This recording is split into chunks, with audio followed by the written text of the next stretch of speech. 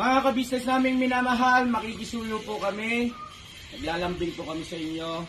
Kung maaari po sana ay pakisuportahan natin Alminda Cariaga Mix Vlog. Alminda Cariaga Mix Vlog. Right? Alright! Bira! Bira! Hi po mga kapapi, mga kabisnes. Welcome back po sa ating YouTube channel. Ito po ang inyong lingkod, Alminda Mix Vlog. Bumabati ng magandang gabi. Around Middle East po tayo at magandang umaga o magandang tanghali sa atin sa Pilipinas. So, gawan po natin reaction o opinion natin dito sa vlog ni Papa Dins yung tungkol dito kay Kayla na ito na nga ba talaga ang pasya ni Papa Dins na ito na ang last vlog niya kay Kayla na hindi na ba ito niya iba-vlog. So ngayon mga kapapi, mga kabisnes, bigyan natin ng counting opinion, aking opinion o reaksyon dito sa kaganapan at pag susundo ni Papa Dins na naman ulit dito kay Kayla para ipa-check up na naman nila kay Doc Vincent kasi ito po ay kanyang schedule sa 8 po ng April. So, mga kapapi, mga kabisnes, bago po natin umpisahan, dito po sa ating reaction video, baka po hindi pa kayo nakapag-subscribe sa aking yunting bahay, baka pwede po pakipindot ng subscribe button dyan at ng notification bell para updated tayo sa lahat ng aking mga nire-reaksyonan sa Kabisnes Official, Papa Dins TV at Kabisnes Family. So, yan nga po mga kabisnes, mga kapapi. Bigyan natin ng konting opinion natin kung ano yung talagang desisyon ni Papa Dins. Siguro naman, mga kabisnes, mga kapapi, ito naging pasya ni Papa Dins for a while siguro na ngayon na hindi pa niya na naiba-vlog ulit kasi nga itong si Kayla ay lagi nga itong umaayaw na kung susunduin na nilang kumbaga schedule na naman niya para sa kanyang pagpapagamot dito kay Doc Vincent ay laging itong umaayaw, lagi itong ayaw sumama kila Papa Dins. Kaya medyo sigurong naano na rin si Papa Dins dito sa lagi na lang pangako ni Kayla pagkatapos pag umabot na yung araw na kanyang pagsusundo sa kanya, ayawan na naman niya itong si Papa Dins, ayaw na naman niya sumama magpa check up uli kasi nakaset na yung schedule nila pero ayaw pa rin nila itong sumama. Hindi naman mapipilit ni Papa Dins kung ayaw talaga na ni Kayla kasi ang katwiran kasi ni Kayla ay gusto pa raw niyang mag-trim at ang kay Papa Dins naman nirespeto niya yun ang desisyon ni Kayla kasi nga syempre nga hindi nga siya mapipilit, di ba, kung ayaw niya. At eto lang naman talaga ang kinaganda dito kay Papa Dins, ang tiyaga niya. Kung iba pang vlogger yun, ibang tumutulong yun, bakit ko pagtsatsagaan, di ba, na ayaw naman niya, siya na lang man mismo ang umayaw at ayaw niya nang tulungan yung sarili niya para doon sa pagpapagamot. Pero dito kay Papa Dins, nakikita natin ang kanyang kabaitan, ang kanyang tawag dito, yung kanyang pasensya, yung kanyang hindi pagsusuko na laging sinusundo itong si Kayla na sana't sumama sa kanila para nga't ay ito'y tuluyan ng gumaling. So, dito nga kinausap ni Papa Dins at pagpunta nila Papa Dins na doon sa bahay nila Kayla at hindi nila nakita itong si Kayla kung nasaan. So, sabi ng nanay niya baka nandoon daw kung saan siya ng hideout niya doon sa may kusina. So, pinuntahan doon nila Papa Dins ay wala doon at nang sabi ng mapamangkin ni Kayla nandoon daw siya sa isang tabi na nakaupo doon. So pinuntahan nila nanay niya doon at saka si Papa Dins at nakita nga niya si Kayla doon sa sulok na iyon, sa madilim na iyon na walang kasama at umiinom ng kape. Nagkakape daw siya doon at ang napansin nila Papa Dins doon ay yung wala siyang pambaba, kumbaga ay siguro may underwear lang ang mayroon, yung parang pantalon or something, wala siguro. Kaya kaya na ano ni Papa Dins na hindi pa siya totally magaling, kasi kung talagang normal na talaga siya, syempre hindi niya magagawa yung nakaupo siya dun sa labas na nagkakape at walang pambaba, di ba? So, yun ang inaano ni Papa Dins, na talagang si Kyla ay hindi pa talaga siyang magaling, kasi siguro sumusumpong-sumpong pa dahil nga at hindi rin niya ito iniinom yung gamot, kasi sabi ni Papa Dins, alam ko hindi mo iniinom yung gamot. So dito na sigurong kumbaga na-realize ni Papa Dins ay ayaw talaga ni Kyla tulungan niya yung sarili niya para gumaling siya, di ba?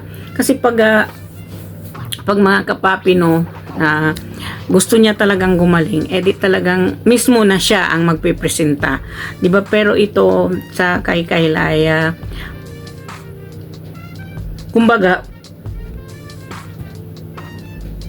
lagi na lang silang tinatanong, kumbaga laging bang sinusubukan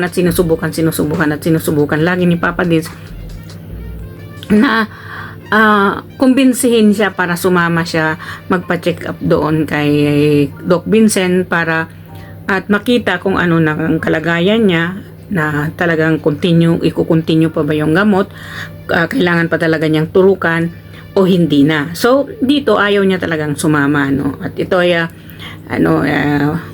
inano ni Papa Dins kung kumain na, hindi pa daw, edi kumain sila sa labas doon sa restaurant malapit sa kanila. Yun ay tinanong niya kung bakit ayaw niyang sumama doon. Sabi niya gusto pa daw niya mag-trim at doon daw muna siya. So ang ano nila Papa Dins, kumusta na yung manliligaw mo?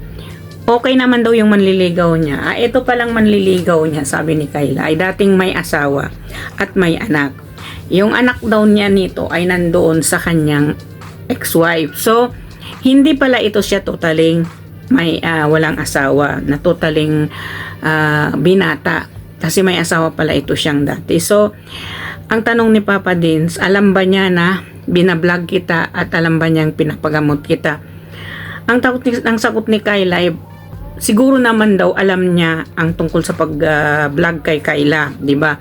So dito sabi ni Papa Dins ay gusto niya nga itong makilala, itong nanliligaw kay Kyla, para naman malaman nila Papa Dins ang side nitong lalaki, kung talagang desidido siya o seryoso siya ditong panliligaw niya kay Kyla, o kaya naman parang binibiro-biro lang or whatever, para siyempre magkasama sila sa isang trabahuhan, sa isang isa lang ang pinapasukan nila. So baka naman kumbaga biru-biruan lang na ganon. Yung siyempre tayo kasi pag tayo nandoon sa isang trabaho, nandoon kasi yung tuksuhan, nandoon kasi yung biru-biruan, na minsan ang pagkabiro ay nagkatotoo, minsan naman ay yung biro ay para masaktan ka lamang, di ba? Kasi meron naman talagang ganon na biruan. So yun na nga, at sinabi ni Papa Dins, paano na lang si Kuya Bong?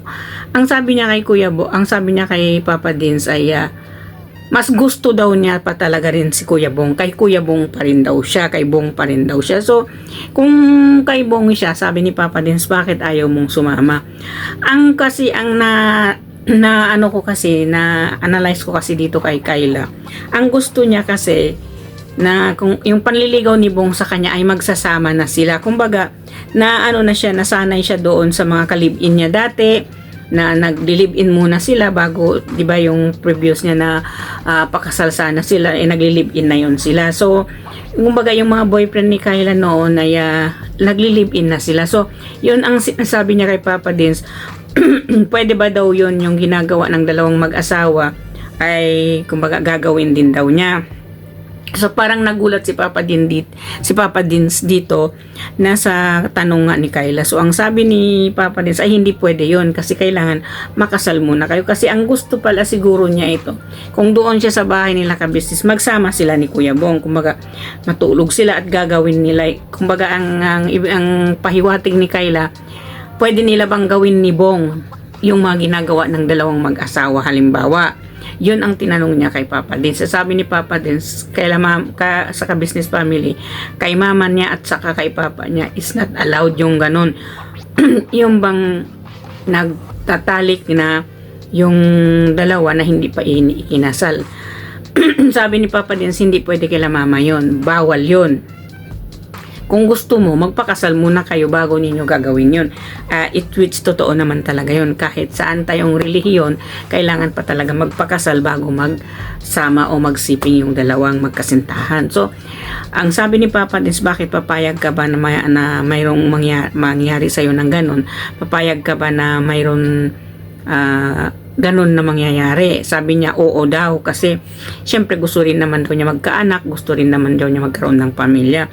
So, ang sabi ni Papa din, baka may nangyari na sa inyong dalawa, excuse me po, baka mayroon nang nangyari sa inyong dalawa nitong naniligaw sa'yo. Wala pa naman daw at hindi daw pumupunta sa bahay nila.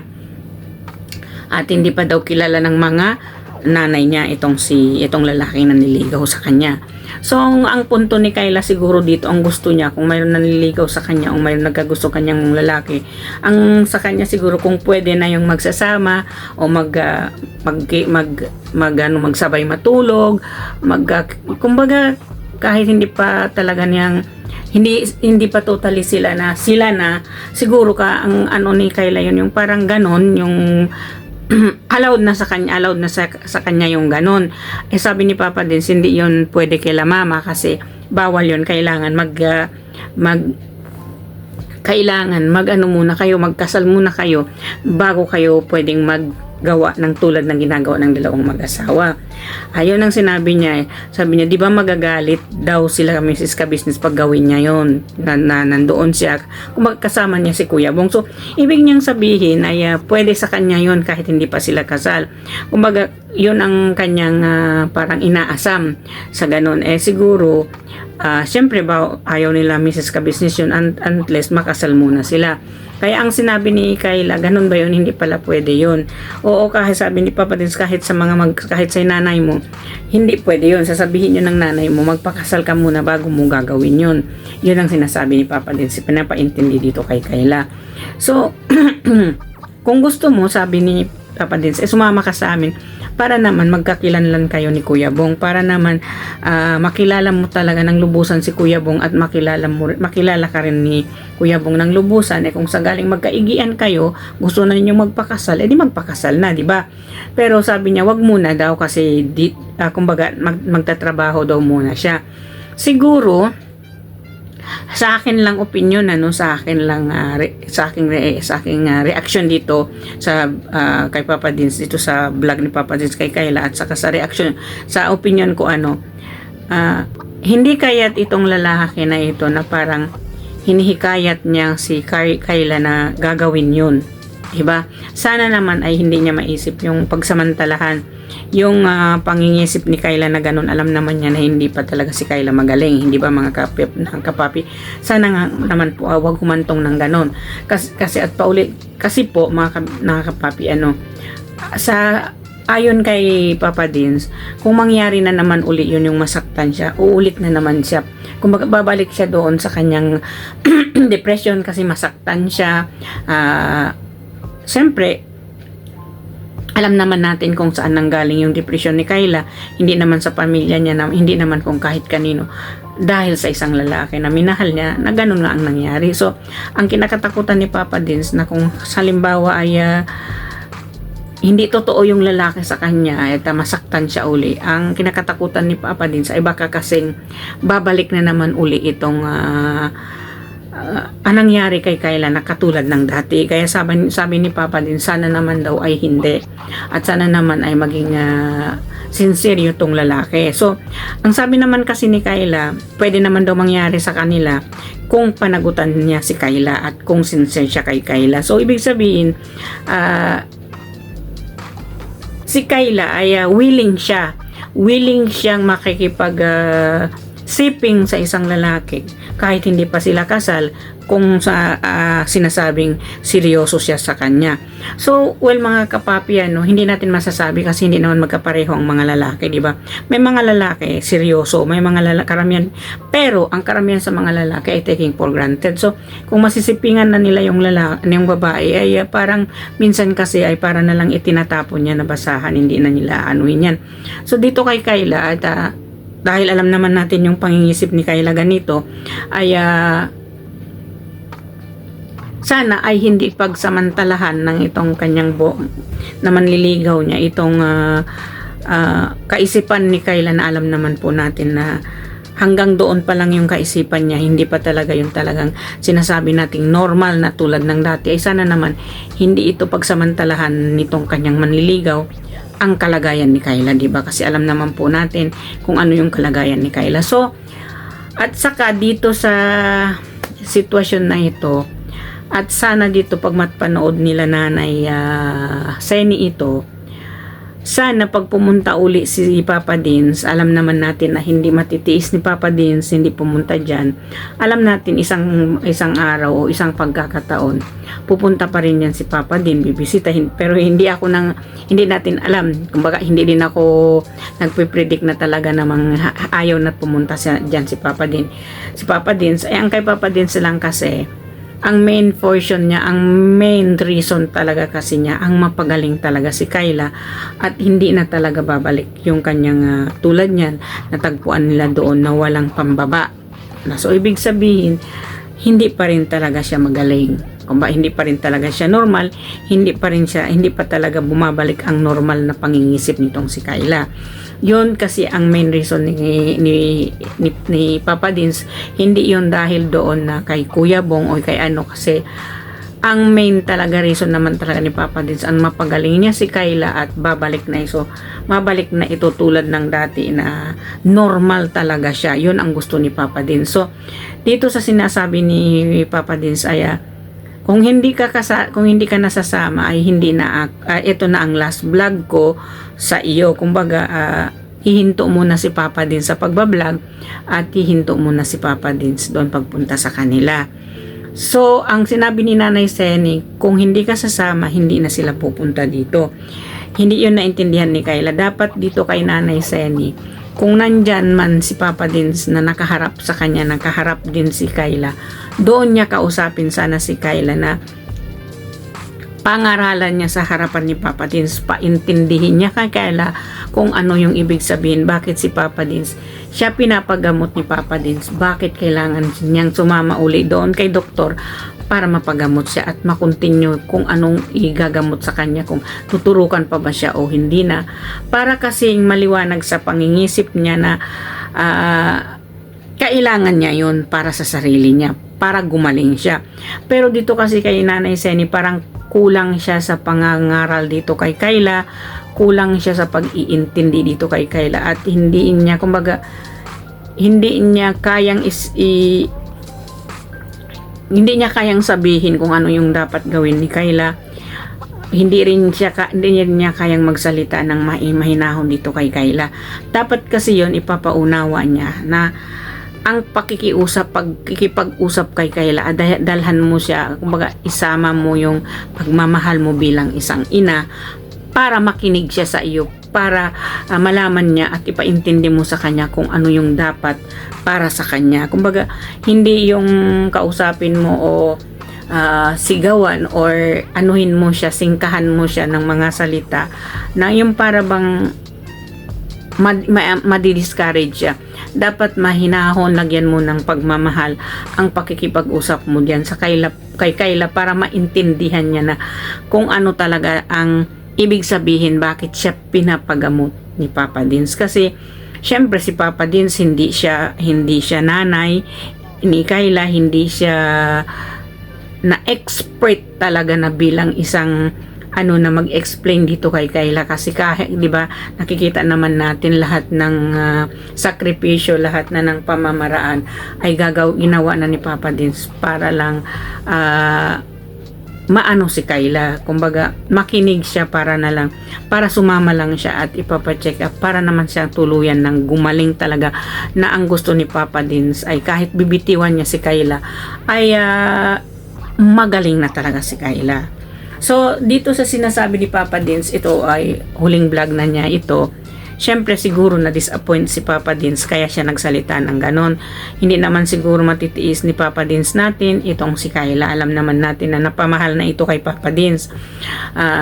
Sana naman, no, kung halimbawa man biglang may araw pupunta si Papa Dins sa Nanay Seni, kausapin mo talaga si Kayla dito sa harapan ni Papa Dins para mapaintindi mo dito kay Kayla kung ano yung bakit si Papa Dins balik ng balik dyan, at bakit si Papa Dins ay talagang nagsasakripisyo para gumaling siya. Kumbaga, bigyan mo siya ng encourage, di ba? Para mapaunawa sa kanya na dapat niyang gawin yon. Hindi yon magsalita ng mahinahon, wag yung parang pabalabag o pasigaw para hindi maano yung isip ni Kayla, kasi alam naman natin na kung ano yung naging impact doon kay Kayla kung halimbawa magsalita ka na parang magalit ka or hindi mahinahon, kasi hindi pa siya na totally nakaka-recovered, hindi pa siya totally normal. Nandoon pa rin yung pagkaisip niya na nadidepress siya. Kaya nga nandun siya sa isang sulok. Ganon kasi yung mga nadidepress na naging nag-iisa, gusto niya na nag-iisa nandun sa sulok, nakaupo. Ganon yung karamihan sa mga nadidepress. So, ibig sabihin itong Kayla, may time nadidepress talaga siya. May time talaga na talagang hindi niya kaya nagagawa niya siguro yung maglakad na nakabralang, naliligo na nakahubad, at saka yung nandyan nung napuntahan nila Papa Dins, siya ay nandoon siya sa isang sulok, nagkakape daw siya doon, mainit daw kasi kaya wala siya pang baba, kaya sinabi niya kaya mainit, kaya wala siyang pang baba dahil kumbaga wala siyang damit pang baba dahil mainit daw. So ang ibig sabihin nito talagang andoon pa rin ang hindi normal na pangingisip ni Kayla. Mayroon pa rin na time na bumabalik pa rin yun. Hindi pa rin siya totally na nawala. Kumbaga, hindi pa rin siya totally okay. Kasi yun naman ang sinabi ni Nanay Seni, okay ba siya o hindi, magaling naman siya o hindi, gusto ko pa rin siya dalhin doon ninyo, doon kay Dr. Vincent para malaman natin kung gagamutin pa ba siya o hindi na. Yun ang ibig sabihin ni Nanay Seni. So doon sa sitwasyon yun, dapat ipinaintindi ni Nanay Seni, ganito kasi anak, makinig ka sa akin bilang isang ina mo. Kaya sila Papa Dins pumunta dito. Ang gusto kasi nila ay mapagaling ka. Kaya paulit-ulit kanila pinupuntahan. Magre-reschedule doon kay Dr. Vincent para makita ma-check up ni Dr. Vincent kung talagang okay ka na o hindi ka pa okay. O kailangan mo pa talaga i-continue yung gamot. Sana intindihin mo yun para rin sa'yo yun. Hindi ba gusto mo magkaroon ng pamilya? Kumbaga ay sa mahinahon na pananalita, sana si Nanay Seni dito niya paintindihin kay Kayla para maintindihan ni Kayla yun. Kumbaga halos araw-araw ipaintindi niya yun. Halos ipakita nila kung ano yung pagmamahal nila sa kay Kayla, para kasi manumbalik lahat yun. Kasi kumbaga itong si Kayla parang kulang siya sa pagmamahal, kulang sa pag-aaruga, kulang sa lahat yun. Kaya ganyan na lang siya kung umasta, ganyan na lang din siya kung sinasabi niya ayaw niya kasi hindi pa talaga siya normal, diba? Nakita naman natin hindi na siya umiinom ng gamot. Yun ang sinasabi ni Papa Dins. Alam ko hindi mo iniinom yung gamot. Ako tumawa lang siya, wala siyang sinabi. Diba? So, nasa kay Kayla na ito kung gusto niyang gumaling o ayaw niyang gumaling, nasa sa kanya na yun. Kasi hindi naman natin masasabi o hindi naman natin pwedeng sa sinasabi ni Papa Dins, hindi naman pwedeng porsahin si Kayla kung ayaw niya talaga, diba? So, ayun po ang sinabi ni Papa Dins, at ito sana At iba-vlog pa ulit ni Papa din si Kyla kasi maraming gustong makita si Kyla, maraming na viewers ni Papa Dins gustong-gusto nila si Kyla na iba-vlog ni Papa Dins. Diba? Sana at etong si Kyla kumbaga magising siya sa katotohanan para naman at least yung pagod ni Papa Dins at yung mga pagpapagamot ni Papa Dins sulit na gusto ni Papa Dins ay gumaling na talaga siya, magiging normal na talaga siya sa kanyang buhay. Kumbaga kumbaga ang gusto ni Papa Dins, bumalik siya sa pagka-normal niya talaga, hindi yung ganito siya. Kasi ang alam natin hindi pa magaling si Kyla ng husto. Kaya ang gusto ni Papa din ay ipapacheck up siya uli o i-injectionan siya uli para totally na lang talaga siyang gumaling, di ba mga kapapi? So hanggang dito na lang po ang aking reaction video. Maraming salamat sa inyong panonood. Please don't forget to subscribe ka Business Official Papa Dins TV at ka Business Family. At wag po natin kalimutan ang aking mga kasamahang reactor, sina Taong Gala Vlog, Anime Reactors TV, Ma'am Flash Channel, Kalingap Turak Vlog, PLC Katangay Vlog, MK Inday TV, at Kamix Vlog, at ang inyong lingkod Alminda Mix Vlog. Mga viewers at mga subscriber ko, maraming salamat po sa mga nag-subscribe sa akin na patuloy pa rin hanggang ngayon. Hindi ko kayo maisasa pero maraming salamat po. At please po, nakikiusap ako, please don't skip ads po tayo sa mga video ng aking kasamahan na reactor, lalong-lalo na pa sa mga ina-upload ng ating Pinunong Ka-Business para marami pa silang mas matulungan na mahigit nangangailangan. So hanggang dito na lang. May Allah bless us all. Bye bye po.